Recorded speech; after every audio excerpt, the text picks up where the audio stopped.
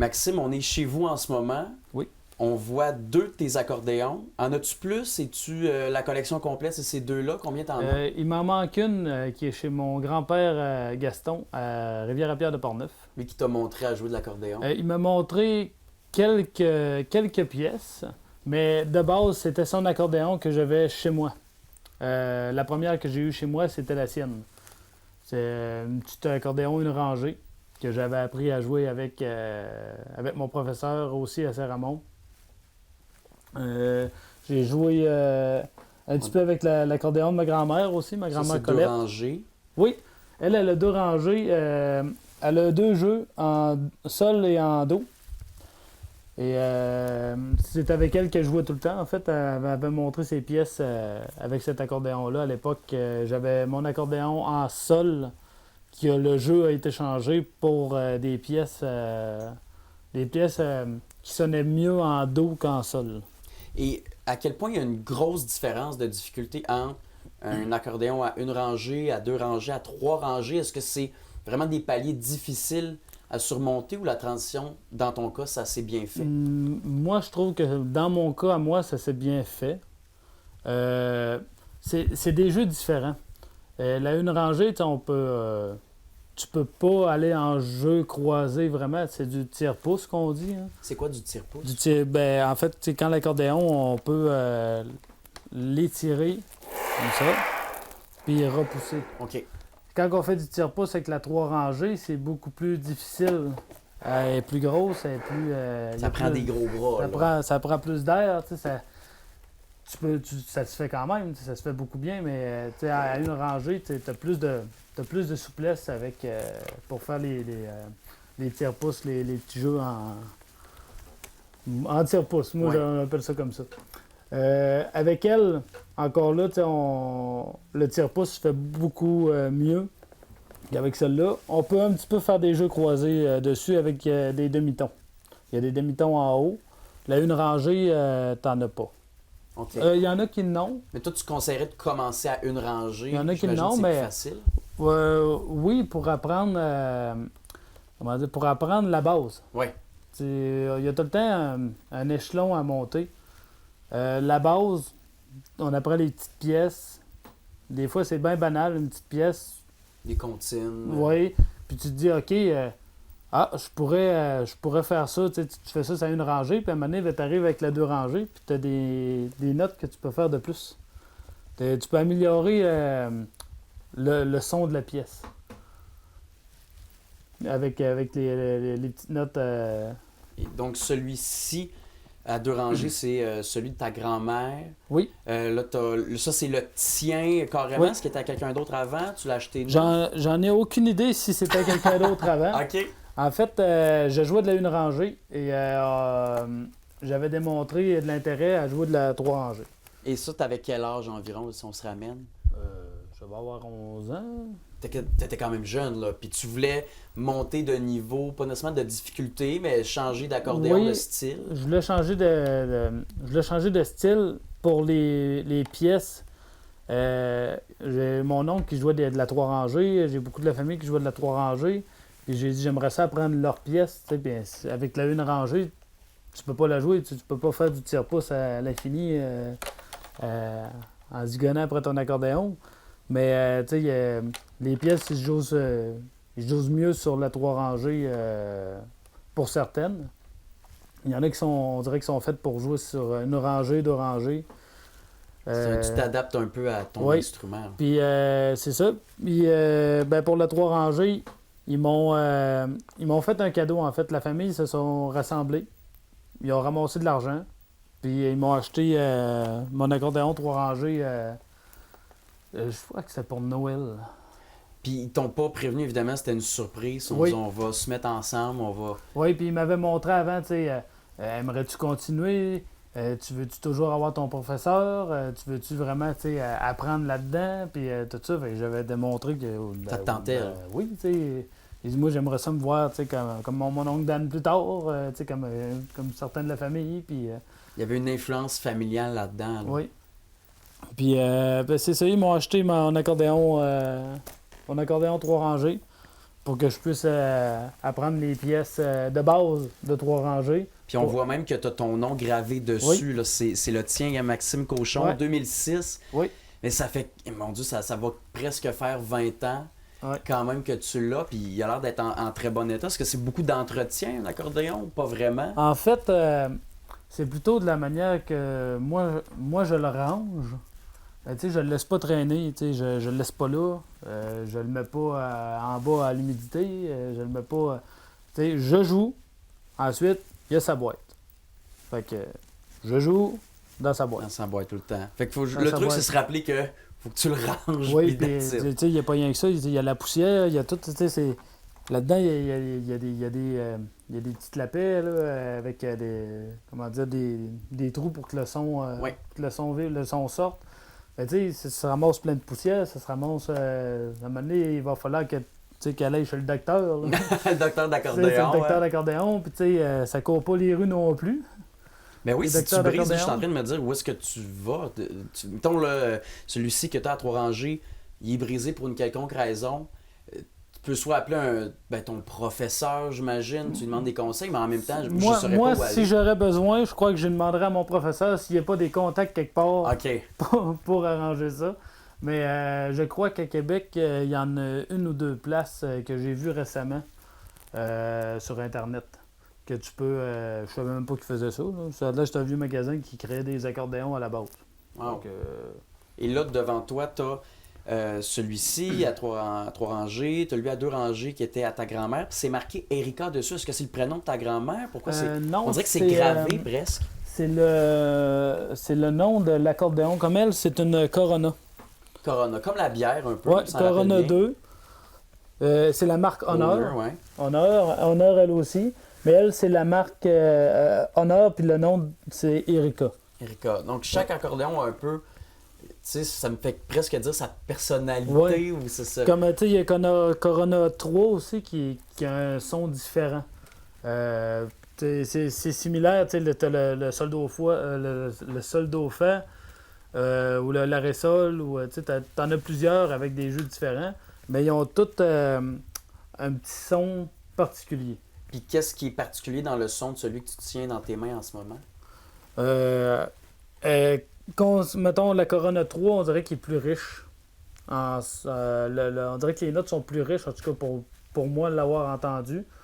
Lui, ben, je suis habitué avec elle, donc le son, je me suis habitué un peu. Fait que je peux pas te dire s'il y a un son particulier en tant que tel. Là. Mais tu sais, tout dépend probablement de la marque ou de la fabrication, comment c'est créé. Je sais que mon oncle Dan, lui, il y en a une, elle a été créée par un artisan.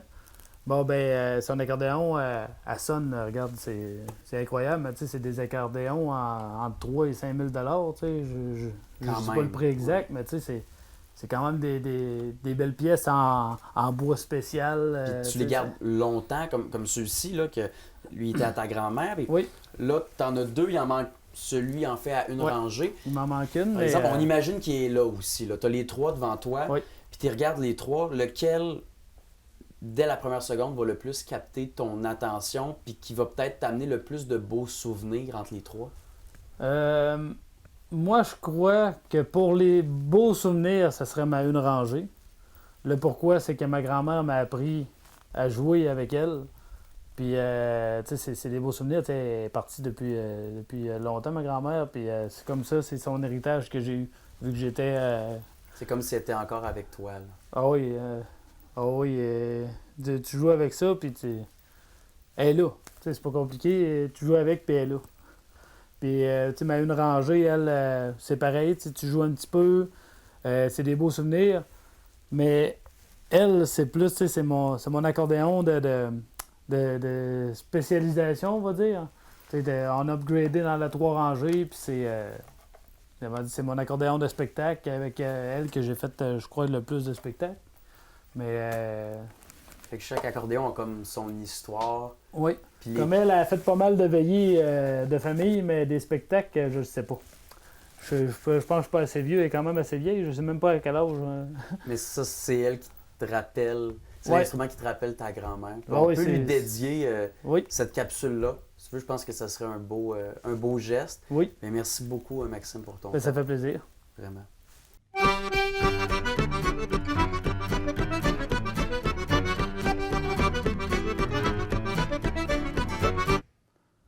Bonjour, je suis Maxime Cochon-Nollet. Je vais vous présenter la valse des sorciers accompagnée de mon ami Gaétan Lefebvre au piano.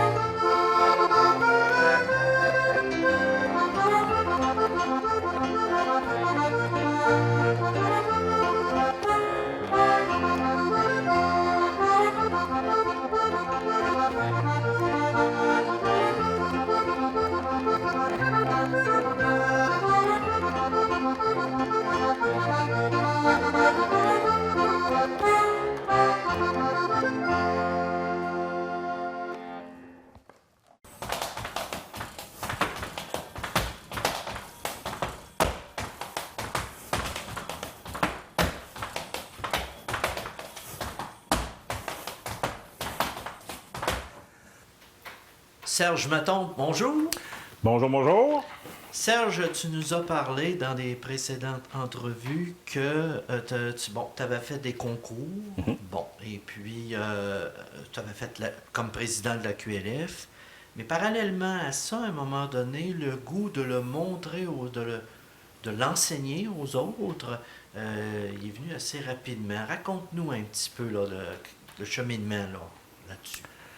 Bien, le cheminement, quand j'ai commencé à faire des concours, les résultats étaient là, bien, ça a donné le goût un peu à d'autres dans la famille, comme j'ai déjà dit précédemment, les cousins et cousines. Alors, je leur ai montré quelques pas et moi, j'apprenais par observation, mais je comprenais aussi que la façon que je disais les choses, puis que les mouvements que je faisais, ça semblait assez facile de comprendre pour les autres. Alors, j'ai comme constaté que j'avais peut-être une certaine facilité là-dedans, mais j'ai jamais été plus loin que ça là-dessus. Au niveau, ça s'est limité à la famille. Et à un moment donné, dans un des concours que j'avais remporté, lors des félicitations à la fin, une dame, je pense que c'était, de mémoire, je pense que c'était la dame de l'organisateur du concours qui me dit tout simplement « Serge, as-tu déjà pensé à donner des cours? » Non, j'ai jamais pensé à ça, à enseigner. Ça restait là, mais l'idée a fait son chemin, tranquillement. Et au niveau du travail, j'ai dû déménager. J'ai habité plusieurs années dans la région de Beauharnois. Je travaillais là-bas. Et à Valleyfield, il y avait l'Association québécoise des loisirs folkloriques de la région et il y avait aussi un autre organisme comment ça s'appelait? Les loisirs folkloriques de Valleyfield. Oui. Alors, eux ont créé des activités la fin de semaine et avaient réussi à avoir, de la part de la municipalité, là, une école désaffectée. Donc, ils utilisaient les locaux de l'école et il y avait des cours, de l'enseignement qui se donnait pour la danse. Il y avait de la chanson aussi, il y avait du violon. Et on m'a demandé si j'étais intéressé de donner des cours de gigue, bien sûr. Hey. Alors, j'ai enseigné la gigue plusieurs années là-bas. Et ce que j'aimais bien, c'est un peu mon défi personnel, dans le sens que j'expliquais aux gens comment faire le mouvement ou des fois des petits trucs à ajouter. Puis quand je voyais que la compréhension n'était pas là, c'était pas assez clair, bien, je me questionnais moi-même. Je tentais de trouver une autre formule. Si ça ne rentre pas à gauche, on va essayer de passer par la droite, là. Donc, une autre façon de présenter la chose. Et je constatais que les résultats étaient là. Donc, ça te permettait, Serge, de solidifier ta technique en même temps. Exactement. Donc, tu étais meilleur, là. Oui. Le fait de le montrer aux autres faisait que tu devenais meilleur aussi. Oui. Plus confiant, peut-être, aussi. Oui. Ben ça, tu l'as très bien. C'est un constat que j'ai fait tranquillement, dans le sens que lorsqu'on explique quelque chose, ben on l'approfondit soi-même, on met des mots sur un mouvement qu'on faisait de façon naturelle ou sans explication pour soi-même. Mais là, je réussissais à mettre des mots pour le faire mieux comprendre aux autres. Oui. Alors, c'est ça. À Valleyfield, j'ai enseigné plusieurs années. Il y a eu des concours par là-bas aussi. Donc, il y a plusieurs élèves. Il y a peut-être une quarantaine de personnes là-bas là, qui ont continué à des activités de folklore, principalement la gigue. Puis il y a une personne en particulier dont je suis très fier. Hey là là! Hey, c'est drôle, hein? On dirait que je me sens fébrile, puis voilà, ça me touche. Ah ben, quand on parle de quelque chose qu'on aime, c'est normal, la passion. La passion est là. Ouais. Oui, alors c'est quelqu'un que je pense oui, son nom c'est Martine Billette. Martine, elle est très connue, elle est devenue professionnelle dans le domaine. Elle est aussi musicothérapeute, mais elle fait de la gigue depuis très, très longtemps.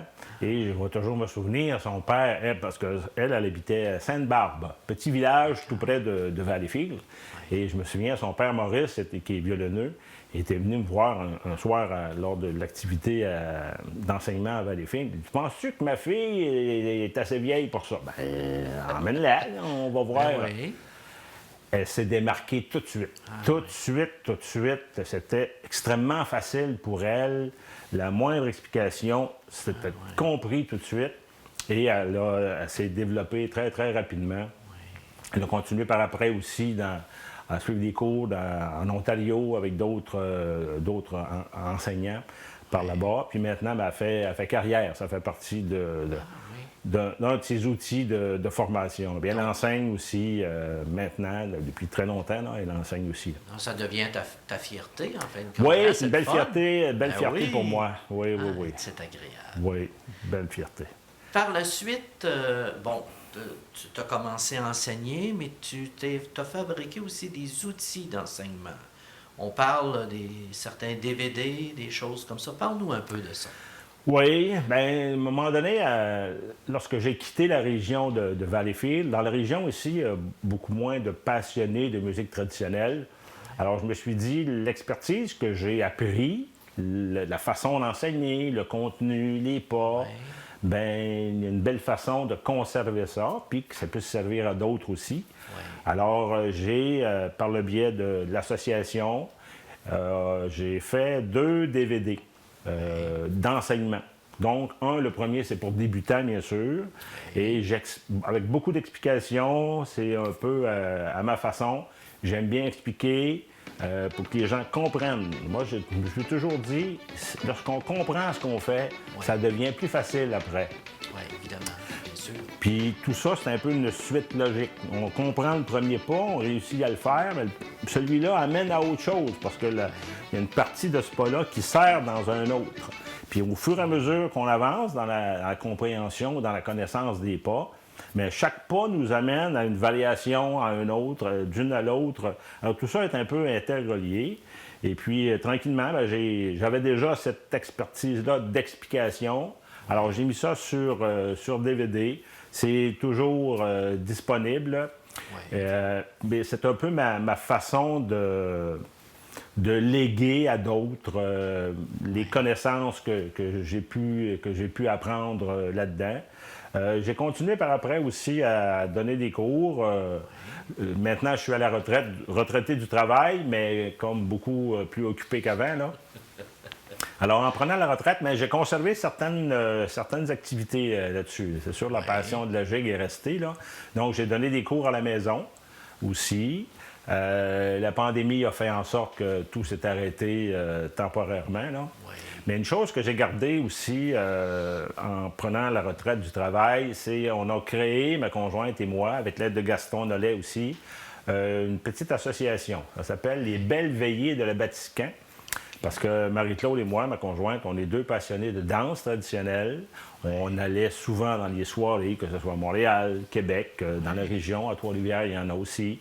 Alors, on voulait garder cette main-là, cette façon d'organiser les choses, puis de rassembler les gens.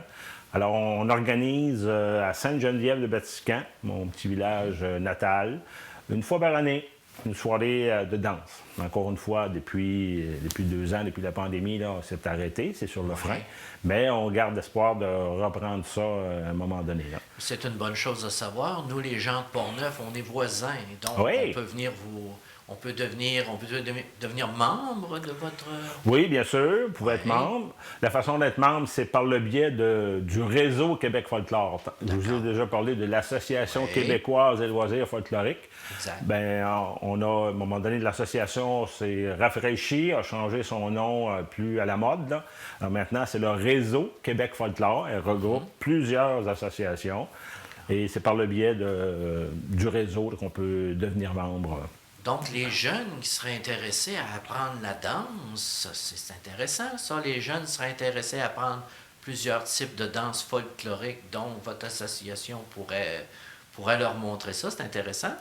Bien, je te dirais, au niveau chez nous, les Belles Veillées de Vatican, c'est principalement une soirée de danse. D'accord. Donc, ce n'est pas des cours comme tel. Non, c'est pas des cours. Ah, cependant, c'est pas nécessaire de connaître les danses pour venir danser. D'accord. L'avantage, c'est qu'avant chacune des danses, le caleur explique les mouvements qu'on va faire. Et ce qui est très bien, puis c'est toujours comme ça, en début de soirée, c'est des mouvements relativement simples. Après la danse, là, tout le monde les comprend, puis ils peuvent pas ne pas les comprendre. Et quand on a des gens, entre autres, qui sont vraiment verts, là, ils n'ont jamais touché à ça, pour les rassurer, ce qu'on va faire souvent, que ce soit moi ou Marie-Claude ou d'autres gens qui viennent danser, les habitués, là, souvent les couples vont se séparer. Et on va prendre, par exemple, l'homme va prendre la conjointe ou la danseuse, puis la dame va prendre le danseur. Donc, on vient déjà de donner plus d'assurance. Et après la danse, ça va très bien. Et tranquillement, durant la soirée, les danses se complexifient.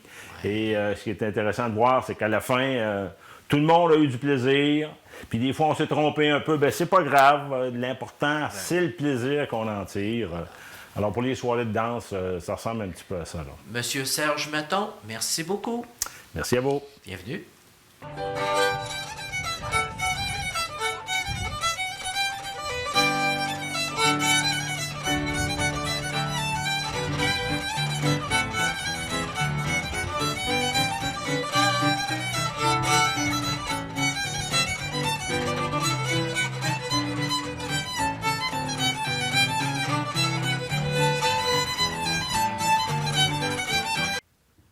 Monsieur François Dumas, bonjour. Salut. Monsieur François, vous êtes violonneux. Oui. Vous êtes violonneux au Québec. Vous donnez des spectacles un petit peu partout. Oui. Vous avez accompagné des gens. Vous êtes un violonneux réputé. Maintenant, on va parler du violon comme tel, de l'instrument. Oui. D'abord, à votre connaissance, à vous, ça vient d'où, ça, le violon? C'est-tu bien vieux, ça? Ça fait-tu bien longtemps qu'on a le violon? Le violon, ça remonte aux années 1600.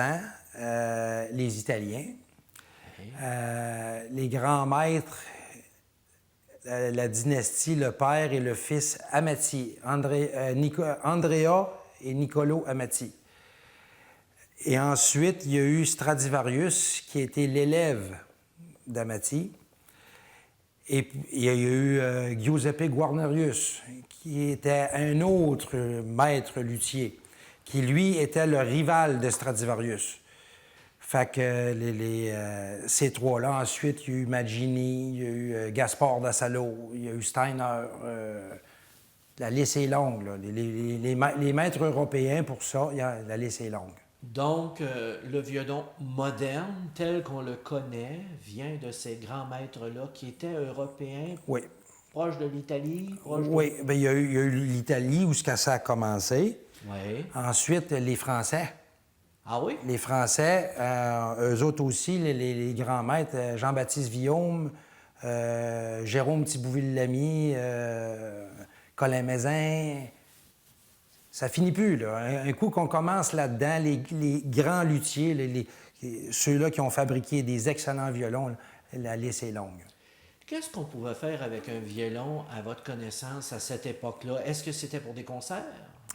Bien, c'était, oui, des concerts, les troubadours, comme on disait à l'époque, les musiciens ambulants. Il y avait la musique classique, proprement dite, la musique baroque à l'époque. Ceux qui ont vu le film Le Violon Rouge, on voit le violon qui traverse les époques, c'est ça. Ça servait à la musique du temps, c'était la musique classique, la musique baroque.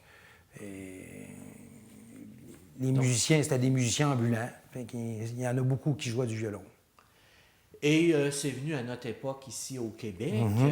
Au Québec, à votre connaissance, les premiers violonneux qui étaient peut-être les fabricants, mais aussi des violonneux comme tels, c'était quoi? C'était... Bien, premièrement, ça remonte à l'époque des premiers arrivants. Oui. Bon, les premiers arrivants, il y en a quelques-uns qui ont dû se fabriquer leur propre violon parce qu'il n'y en avait pas. C'était pas tout le monde qui en possédait un. Puis ceux-là qui ont traversé, et il y en a encore, des violons qui ont traversé l'Atlantique pour venir jusqu'ici. Ça existe encore? Oui, il y en a encore. Il y en a encore. Il y en a encore. C'est sûr qu'à savoir c'est qui la personne qui en possède un. Ouais. Et des très, très vieux instruments qui viennent de l'autre côté, qui sont encore en usage. On parle du principe de base. Comment ça fonctionne, un violon? C'est un instrument à cordes. Oui. Oui. Et si on peut regarder un petit peu plus près l'instrument comme tel, bon, il y a 4 cordes. Oui. Pouvez-vous expliquer un petit peu comment ça fonctionne, bon. à votre connaissance? Premièrement, les cordes sont toutes de différentes grosseurs. Hein? La plus petite, qui est la corde de Mi, la corde de La, Ré et Sol. Est-ce qu'il y a une raison à laquelle la corde est plus grosse que l'autre? C'est-tu parce qu'elle va donner des aigus? Ou... Bien, oui. La plus petite, elle va donner des sons plus aigus. Oui. Et plus on descend vers ce côté-là, la corde de Sol est plus grosse que la corde de Mi. Fait que le timbre est beaucoup plus grave. Et plus on monte dans le manche, plus le son du violon va être aigu. Autant pour la corde de basse que pour la corde la plus fine. Si on rapproche nos doigts vers nous... Si on rapproche nos doigts, ouais. Et ça, c'est un détail du violon qui est très particulier. Le manche est assez étroit, oui. Ici. Et pourtant, les notes sont assez éloignées l'une de l'autre. Ouais. Plus on monte, le manche élargi, on le voit comme il faut, le manche élargi, et plus on monte, les notes se rapprochent, puis pourtant, le manche élargi. Et c'est conçu d'une manière, c'est assez particulier. L'oreille va jouer beaucoup en ligne, autrement dit, elle rentre beaucoup en ligne de compte là-dedans, parce qu'il n'y a pas de point de repère. Hein? Contrairement à une guitare, il n'y a pas de case, il n'y a aucun point de repère. Là. Donc, c'est un jeu de mémoire visuelle? Beaucoup, mais comme je disais, les précédentes interviews qu'on a fait ensemble, l'oreille va jouer beaucoup pour la simple raison, on prend une note, Là, je fais la note de Ré. Si on ne place pas le doigt à la bonne place, c'est facile de... C'est très facile, puis peu importe la tonalité dans laquelle on va jouer, c'est ça, la justesse, c'est là. Je regarde, François, lorsqu'on approche la caméra, je regarde vos doigts. Vous avez quand même d'assez gros doigts. J'ai les doigts longs, oui. Vous avez les doigts longs. Oui. Donc, quelqu'un qui a une grosse main, des gros doigts, ça doit être un petit peu plus difficile d'avoir... C'est une question disons que c'est pas embêtant, mais Jean Carignan disait toujours, avoir des gros doigts, c'est pas une excuse. D'ailleurs, je pourrais dire, un violonneux avec qui j'ai joué, Calvin Vollrath en Alberta, il a la main, on pourrait qualifier ça d'une patte d'ours, et les doigts, c'est large de même. Il s'en va là-dessus, là, il n'y a pas de problème. Il n'y a pas de problème. Lui aussi, il aime tellement ça, il en mange. Donc, François, avec la main, les doigts que vous pesez à tel endroit, vous n'avez pas le droit à l'erreur du tout? Non. Non. C'est avec le violon, t'es dessus ou t'es pas dessus. Contrairement à une guitare ou à un piano, tu pèses là. Si ton instrument est bien accordé, on s'entend. Oui. Si tu fais telle note, c'est telle note qui va sonner. François, vous ouvrez une porte, l'accord de ça. Donc, ça veut dire que lorsqu'on a le violon, ça ne veut pas dire qu'il est correct, là. Non. Il peut être, on va dire, comme on dit par chez nous, il peut être désaccordé, il va être discorde, comme on dit, là. Ça veut dire que nos 4 cordes doivent avoir un certain ajustement de la tension des cordes? Bien, la tension, c'est pas le mot juste, plus on va se fier au diapason, la note internationale. Oui. Et puis, à partir de la note internationale, on va accorder les autres. La corde de mi, par exemple, tout fonctionne par quinte. Hein? Vous avez un point de repère. Oui, c'est ça. Ah, d'accord. À partir d'un point de repère... Oui, comme pour le violon, la corde de La, c'est-à-dire, je tiens cette clé-là, ici, c'est... Ça, c'est un La. Puis là, on va ajuster les autres. Hein. Là, elle est un petit peu trop haute.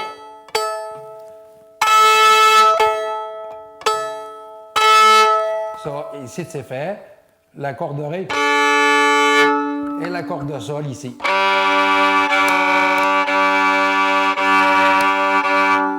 Ainsi de suite. Par expérience, François, et par, évidemment, connaissance de l'oreille, avec votre oreille, vous savez que là, vos 4 cordes sont accordées. Oui. Et ça, on ne fait pas ça du jour au lendemain. Non, c'est encore là, c'est une... faut s'exercer. Et puis, comment je pourrais dire, en l'écoutant, puis si on a un diapason à la maison, bien là, on peut s'exercer. Un diapason, c'est un petit appareil. Un petit appareil. Maintenant, il y en a des diapasons électroniques. Oui. Mais le diapason en tant que tel, ça ressemble à une fourchette, un petit peu. Oui. On cogne ça sur le genou, puis on met le bout du manche sur une surface dure. Et ensuite, bien là, on peut ajuster l'instrument. Donc, c'est une technique, une vieille technique pour nous dire, là, notre corde là, est correcte. Oui. Puis là, un coup que la première corde, la corde de La est ajustée, là, on peut ajuster les autres avec celle-là.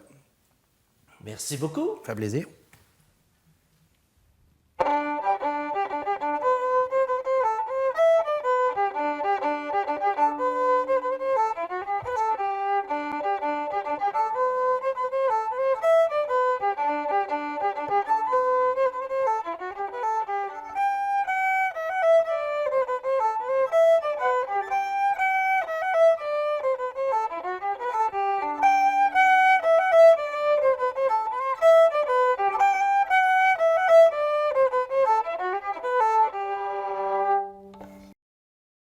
Monsieur Régent Denis de Saint-Hubal, bonjour. Bonjour. Aujourd'hui, nous avons un autre conte, et puis ça va être à propos d'un de vos personnages. Oui. Alors, Joe Galibois restait dans le 3e rang de Saint-Casimir. Ce rang-là, on l'appelait autrefois le travers des vallées. Joe Galibois restait dans une petite maison verte un peu éloignée du chemin. C'était un ivrogne de première classe. Quand il tombait face à face avec une cruche ou ben un flacon, c'était plus un homme, c'était un entonnoir. Fallait qu'il voie le fond de la bouteille. Un vrai gosier de fer blanc. Puis quand il était sous, il battait sa femme et ses enfants. Ça fait qu'un jour, le curé a décidé d'aller le voir pour essayer d'y faire comprendre le bon sens. Mais quand il a vu arriver le curé, il lui a dit de se mêler de ses affaires, il l'a invectivé de bêtises, puis il l'a quasiment mis à la porte de la maison. Dans ces années-là, c'était en 1897, ça, l'église de Saint-Casimir venait de passer au feu. Grosse église en bois. Puis le curé s'était dit, on va s'en bâtir un autre. Mais cette fois-là, elle ne brûlera pas. On va en faire en pierre. Mais la pierre, ça coûte cher, puis la fabrique n'était pas riche. Ça fait que le curé est allé voir tous les hommes valides de la paroisse, puis leur a demandé de participer à une corvée avec leurs chevaux pour transporter la pierre à partir des carrières de Saint-Marc jusqu'à Saint-Casimir. Il est même allé voir Joe Galibois. Mais Joe Galibois, il a dit qu'il n'était pas question qu'il touche à une seule pierre de la construction de la nouvelle église. Puis que pour rien au monde, il voulait participer à cette corvée-là. Même qu'il disait qu'il aimerait même mieux se faire enlever tout vivant par le diable par les pieds. Il faut faire attention quand on dit des affaires de même, parce que le diable, on ne sait pas où c'est qu'il se cache. Si vous avez dans votre famille ou dans vos parents quelqu'un qui est plus poilu que les autres, surtout si c'est du poil rouge, faites attention, c'est peut-être lui ou c'est peut-être elle, le diable. La construction a quand même commencé, mais à chaque matin, quand les ouvriers arrivaient sur le chantier de construction, ils remarquaient qu'il y avait des pierres qui avaient été fraîchement posées la veille, qui étaient toutes démantelées, toutes éparpillées partout. On a tout de suite pensé que ça devait être Joe Galibois. Mais ça ne pouvait pas être lui parce qu'il était parti de Saint-Casimir depuis le moment que le curé l'avait rencontré. Le curé s'est mis à penser à ça. Parce qu'il y en a qui disaient qu'il avait vu un grand cheval blanc se promener la nuit, puis venir sur le chantier de construction, puis avec ses sabots, frapper sur les pierres. Il les envoyait un peu partout. Le curé, après avoir bien réfléchi à ça, s'est en allé à la boutique de forge des Hardis. Puis il s'est fait faire un mort de bride. Vous savez, le morceau de métal qu'on met dans la gueule du cheval pour le contrôler. Puis à chacun des bouts du mort de bride, il a fait souder une petite croix. Il a béni les 2 petites croix. Puis, à la tombée de la nuit, il s'est dirigé vers l'endroit où le grand cheval blanc avait coutume de se tenir. Quand le cheval l'a vu, il est parti en courant pour le frapper avec ses sabots puis le mordre. Mais quand il était rendu assez proche, le curé il a rentré le mort de bride dans la gueule, puis aussitôt le cheval est devenu doux comme un agneau. Alors il l'a emmené au presbytère. Puis le lendemain matin, il l'a emmené aux ouvriers sur le chantier de construction. Il leur a dit « Je vous amène un cheval bien capable. Ayez pas peur de le faire travailler. Mais il y a 2 choses, par exemple. Faut jamais, jamais, jamais y enlever sa bride. Pour le faire boire ou le faire manger, il est habitué comme ça. Puis je voudrais que ça soit toujours le même qui le conduise. Comme ça, on n'aura pas d'erreur. Il dit « Toi, Léo Poirier, tu vas conduire le cheval, tous les matins, c'est ton travail. » Ça donnait bien que le curé amène ce grand cheval-là, parce que c'était le temps des foins. Puis les cultivateurs avaient besoin de leurs chevaux chez eux pour rentrer le foin. Ça fait que le grand cheval blanc a quasiment transporté toutes les pierres à partir de Saint-Marc jusqu'à Saint-Casimir. Il transportait des charges énormes que 2 ou 3 chevaux normaux n'étaient même pas capables de décoller. La construction avançait. Elle avançait vite, à part de ça. Fait qu'un bon matin, Léo Poirier, qui était le conducteur attitré du cheval, s'est pas présenté à l'ouvrage, il était malade. Fait que le contremaître a dit « Philippe, c'est toi qui vas conduire le cheval aujourd'hui. » Fait que Philippe a conduit le cheval, puis tout l'avant-midi, puis transporte la pierre, puis transporte la pierre. Puis c'était une journée qui faisait chaud. 40 degrés à l'ombre sur l'heure du midi. Fait que quand l'heure du midi est arrivée, Philippe, il dit « Ça n'a pas de bon sens de faire travailler mon cheval comme ça. Le cheval, il dégoûtait de sueur, il était mouillé complètement. Il dit, au moins, je vais l'emmener à la rivière, mais la rivière est juste en avant de l'église de Saint-Casimir. Fait qu'il l'a emmené sur le bord de la rivière, mais le cheval ne voulait pas boire. Il dit, c'est peut-être sa bride. Le fait qu'il a enlevé sa bride, dit, au même moment, le grand cheval blanc a disparu, puis à sa place, dans un nuage de fumée, est apparu le diable, avec ses petites cornes pointues, sa grande queue traînante, sa grande langue jaune, puis ses sabots fourchus. Puis là, il s'est mis à courir vers l'église. Puis il s'est mis à frapper, puis à griffer sur les pierres fraîchement posées de l'église. Le curé, qui était en train de prendre son dîner dans son presbytère, l'a vu passer. Fait qu'il est sorti vitement avec son étole et son eau bénite. Puis quand il est arrivé proche du diable, il s'est mis à l'asperger. Ah! Vous savez que le diable puis l'eau bénite, ça fait pas bon ménage. Alors, il y a un petit coup. Ah! Puis le diable a fini par disparaître dans un nuage de fumée, puis laissant derrière lui une odeur de souffle irrespirable.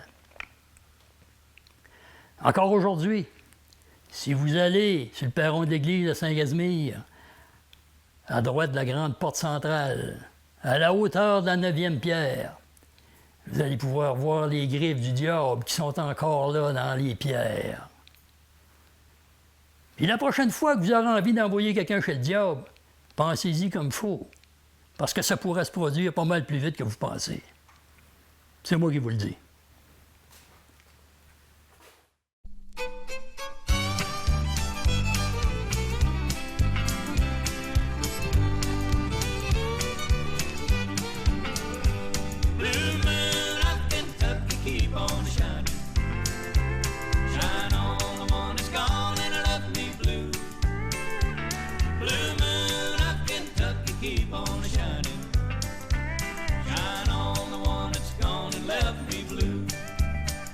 Fernand Pelletier, bonjour. Bonjour, Tony. Ça va bien? Ah oui, ça va bien. Bienvenue à l'émission, Fernand. On est aujourd'hui, on parle d'enregistrement, on parle de studio d'enregistrement. Alors, je suis un jeune, je veux faire un enregistrement, je veux faire un CD, je veux faire sur une clé USB. Bon, alors j'ai des pièces, je pense que ce soit des pièces de répertoire connues ou des pièces de ma propre composition. J'ai trouvé mes accompagnateurs ou toi-même, tu peux accompagner. On va parler du nombre de pièces sur un album. Tu recommandes combien de pièces que tu... Bien, quand c'est les compositions, Oui, tu n'es pas obligé d'en mettre tant que ça. oui. Mais moi, je conseille, quand quelqu'un vient, je lui dis, ils disent, ah, moi, j'aurais 10 chansons. J'ai dit, mets-en au moins 14. Parce que les titres de chansons, mettons, un jour à la fois, juste nommer n'importe quel nom, je veux pas parler. Mais la as avoué un jour à la fois, dit, oh, je vais l'acheter. OK, donc... C'est ça. Ah, Mais oui. c'est ça, là. Tu as des pièces variées, puis des fois, c'est Ouais. 2 pièces que tu as mis de plus. Tu dis, ah, moi, cette pièce-là, je l'aime pas beaucoup. Bien, ta tante, elle peut l'acheter, ou ton cousin, je sais pas qui. C'est tu sais. bon, ça. Ouais. Puis, Donc, il y a une pièce qu'il faut qu'il y ait une pièce qui fait accrocher, là. la personne qui veut l'acheter. Oui, justement, là. Ouais. Il y a un titre qui va accrocher, qui va faire vendre tout l'album. Parce que, théoriquement parlant, c'est plus certain qu'ils vont acheter les pièces avec les titres que la personne qui les vend. Ah oui? Tu sais? Parce que OK. la personne qui les vend, tu sais, si c'est la première fois qu'elle a un CD, mais en clé USB, en CD, mettons un CD, là, parce qu'on est encore un petit peu à l'air de ça. Oui. Mais mettons qu'elle a un CD, elle a une belle figure, une belle photo, tout ça. La personne a dit, ouais, mais là, tu sais, hein? Je la connais, mais tu sais, ça va être quoi? Tu sais? Ah, t'as fait ça dedans? Ouais. Ah, ben là, ça, je connais cette pièce-là, tu sais. D'accord. Là, ça va l'attirer, dire, hey, t'as chanté ça, ça doit être bon. Donc, c'est préparé 13, 14 pièces, peut-être. J'en mettrais 14. 14. Ouais, ouais. Et, Mais moi, des et- fois, je suis déjà à 14 à 16, tu sais. Oui. Ouais. Et à ce moment-là, vous allez en choisir, parce qu'il y en a peut-être que vous allez canceller, parce que peut-être que la personne n'est pas prête. On peut faire bien spéculation. Mais vous allez en garder environ, quoi, une douzaine, une dizaine? Non, la plupart du temps, on les garde toutes quand Ah c'est oui? bon. Si c'est bon, oui. on les garde toutes. Ouais. C'est Mais je te merveilleux. mentionne que quand c'est des accordéons, quand c'est instrumental, puis c'est des accordéons mais comme qui viennent, ils peuvent en mettre peut-être une vingtaine pareil s'ils veulent, parce qu'ils ne juste pas long, eux autres. Oui, Ils ne juste pas la pièce longtemps. Tu sais. d'accord. Fait que c'est ça la différence. Bon, maintenant, Mais là, on est avec rendu- les jeunes, là. Oui. Hein? Mais je voulais te mentionner que on parle du chant, là, hein? Mais ça peut être instrumental aussi. Hein? Il y a beaucoup de gens qui apprennent la guitare classique, semi-classique, tout ça. Puis j'en ai eu qui sont venus, des jeunes ici, puis avec la guitare. Puis il y en a qui savent jouer, hein? Puis ils font ça pour les familles, puis tout ça. Ils me redemandent des CD parce qu'ils en vendent à d'autres, tu sais. Je veux Donc, dire, c'est un beau souvenir. Ben, c'est parce que les parents disent, ouais, mais mettons, j'ai payé pour que tu apprennes telle chose, là. Hein, j'ai payé pour que tu apprennes ça, je t'ai acheté une belle guitare, ben là, tu sais, fais-moi plaisir. Tu sais, t'es bon d'abord. Va faire un CD pour que j'ai un souvenir de toi, tu sais, hein, parce que c'est ça, c'est des souvenirs, hein. C'est toujours des souvenirs. Tu sais. Ben, pas toujours, mais il y a du monde âgé qui veulent, ben, les parents, là, pas nécessairement que tu es âgé, là, Bon. ils veulent avoir ça. Fernand, on a tout expliqué la préparation. Je pense à être prêt. Ça fait des mois que je pratique mes pièces. Je me pense prêt, je me pense bon. On peut dire toutes sortes de choses comiques. Le matin de l'enregistrement. D'abord, évidemment, on s'en vient chez toi parce que nous sommes présentement dans on peut dire ton salon, Oui, mais qui est en même temps le studio. ton studio. Donc, ton studio, là, tu es équipé d'instruments de très bonne qualité, Oui. d'instruments que tu maîtrises très, très bien puis que tu connais très, très bien. Et là, c'est ici, dans le salon, qu'on s'assoit, qui est quand même une bonne qualité de son, qui fait un très bon... Oui. hein, c'est ça. Et là, le matin de l'enregistrement, je m'en viens voir Fernand, puis je dis, Fernand, je suis prêt. Il se passe quoi? Bien, je lui demande d'emmener ses feuilles pour chanter, mettons, ses paroles. Des fois, elle dit, oh, je les sais, puis il arrive ici, puis il y a un blanc de mémoire ou, tu sais... La nervosité?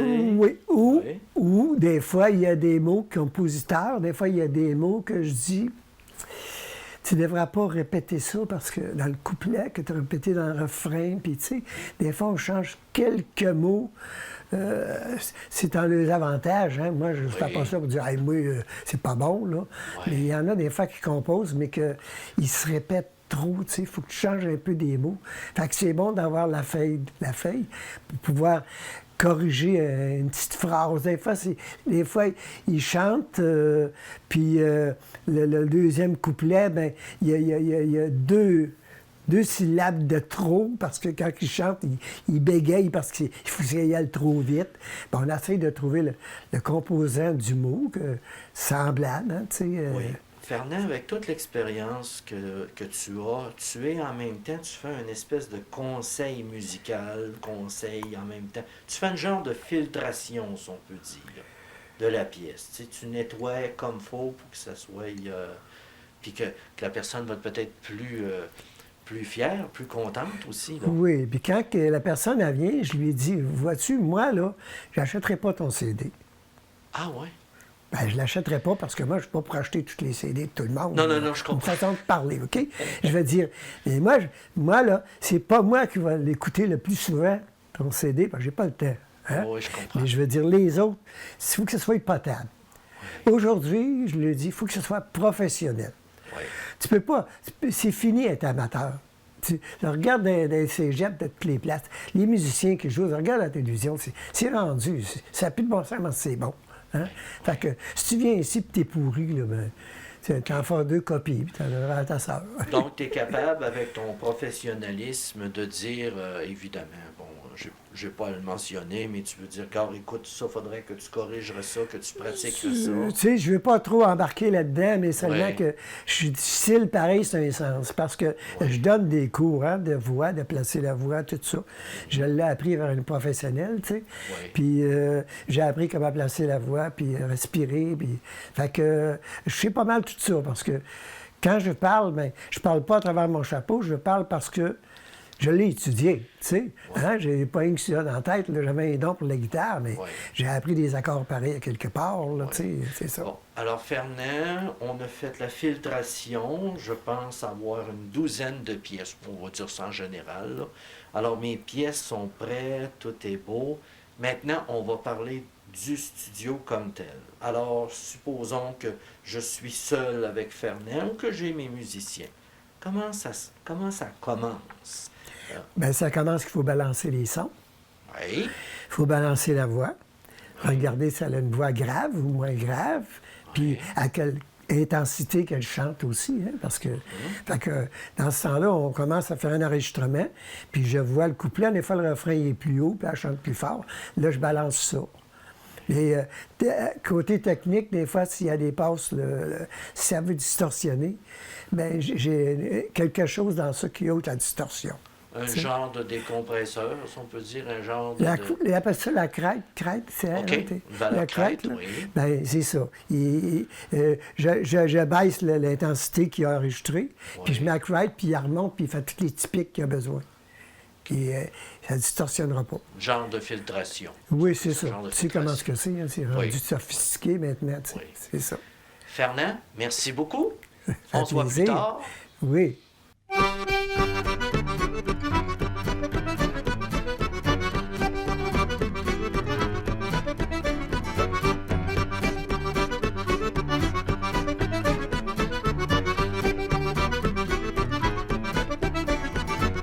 Bonjour, mon nom est Nicolas Norroux. Je vais vous interpréter le rire de Bellechasse accompagné de mon frère Benoît et de mon ami Gaétan Lefebvre au piano.